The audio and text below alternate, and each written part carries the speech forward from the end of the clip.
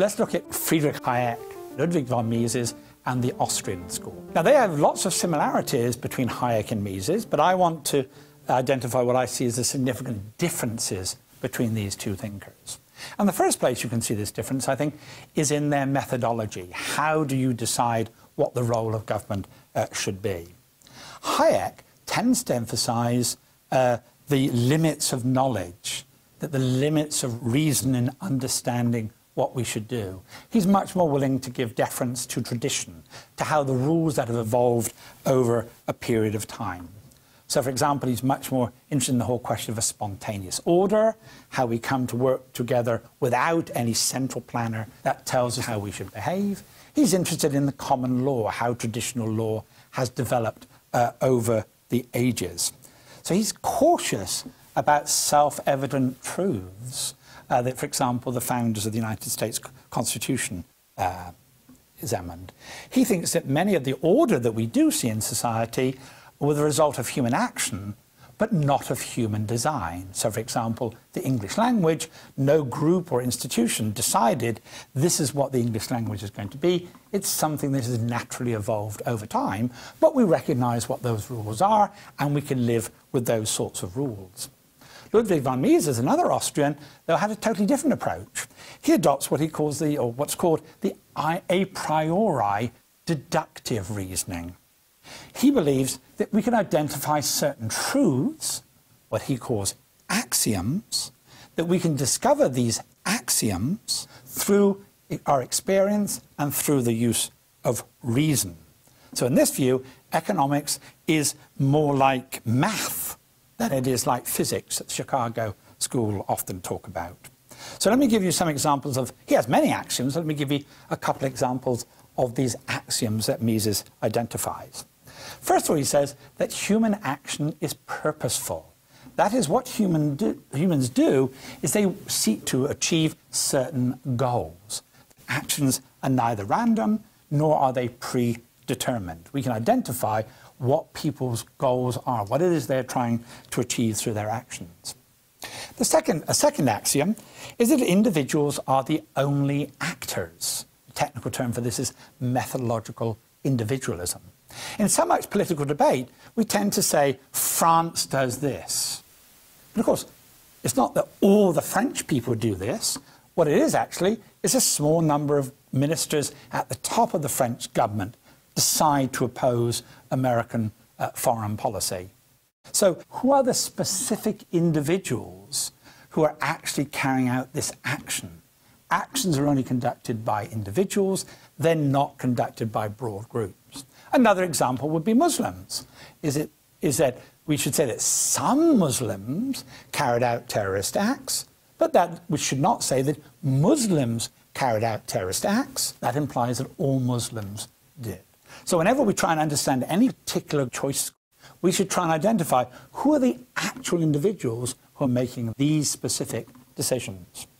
And a third axiom is that value is in the eye of the beholder, the so-called subjective theory of value. That is, things do not have value in themselves, but only that to which people attribute to it. So, for example, I think rap is crap, but some people like rap. Some people think it's a good thing. There's no objective value to rap. So you often hear the criticism of economists that they know the price of everything and the value of nothing, but that assumes that we can know what the value is of something. But no, the value for the same thing is different for different people. So Mises argues that simply using our reason, we can identify these axioms or these truths. Now, Mises and Hayek tend to agree about why government should be limited. Because government policymakers lack the knowledge, they can't understand what the goals are of people. Because everybody has a variety of different goals. We can't predict, you want this, you want this, you want that. Goals are so diverse. And secondly, government can't work out what is the best means for people to achieve these goals. We can't plan that in advance. If we do X, the results will be Y. So they're very skeptical about the government's ability to identify what people's goals are, and to satisfactorily meet those goals. That's why the Soviet Union collapsed. It wasn't able, it suffered from the knowledge problem of knowing what people wanted, and it suffered from the knowledge problem of knowing how to achieve those goals. So it's a consequentialist view. The consequences of governments carrying their action is often bad, or usually bad. When it comes to the question about what is the role of the state, though, Hayek and Mises again diverge.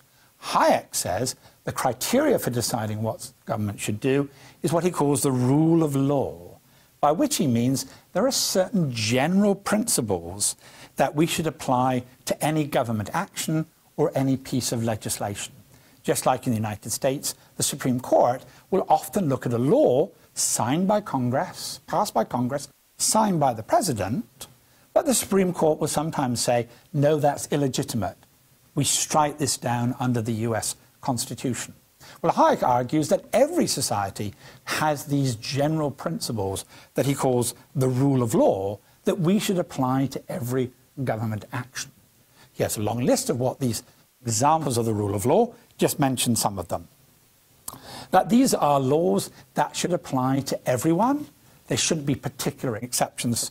So, for example, it's very common for the US Congress to pass a law which applies to everyone else except themselves. So a classic example of that was the Americans for Disabilities Act. They passed a law saying that all buildings needed to adjust in a certain way to enable disabled access. But then, during the debating the bill, they realized that it would cost the US Congress hundreds and hundreds of millions of dollars to adapt the Capitol Hill to meet those standards. So they excluded themselves from that bill. That's an example of something where we're not getting equality before the law. They're creating exceptions for themselves. Another example would be earmarks, which is where they're saying, where it's said that government should spend the money with this particular company, with this particular age. He argues all those things should be considered illegitimate because they go against the rule of law. And another example would be that laws should always be prospective. That is, they should be future-oriented. They shouldn't punish something that happened in the past. So you may have done something in the past which was legal then they pass a law, it's illegal. You should not be punished for something that occurs in the past. So that's his criteria of any government action. Does it meet the rule of law? Does it meet these higher principles? And his conclusion is somewhat similar to Milton Friedman's in terms of what government should do, although he comes from it, his approach to it is based on a different methodology. He does believe, for example, that some form of limited welfare state can be justified by following the rule of law. Whereas Ludwig von Mises says, following these axioms, it leads us to conclude that there should only be a minimal state. That is, the job of government is solely and exclusively to guarantee the protection of the life, health, liberty, and private property. There is no role for the welfare state, only a minimal state. So here we have two Austrians broadly agreeing on many sorts of questions, but they have a different methodology and they have a different conclusion about what the role of government should be.